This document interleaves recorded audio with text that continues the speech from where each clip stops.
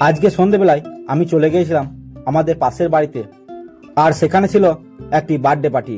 Birthday পার্টিটি ছিল আমার একটি ছোট্ট ভাগ্নের।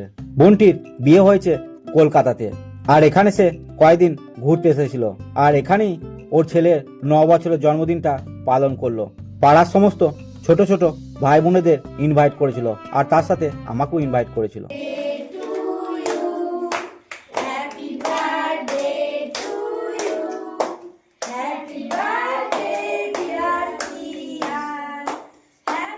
ভাগ্নের কেক কাটা হয়ে যাওয়ার পর সবাইকে কেক কেটে খাইয়ে দিচ্ছিল, আর কেক কাটা শেষ না হতে হতেই কারেন্টটাও চলে গেল।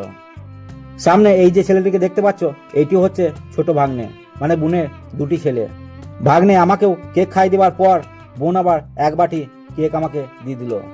এরপর রাত্রের খাবারটা ওদের বাড়িতেই খেয়ে নিলাম, ফ্রাইড রাইস আর চিকেন কষা। রান্নাটি ভালোই বেশ টেস্ট হয়েছিল।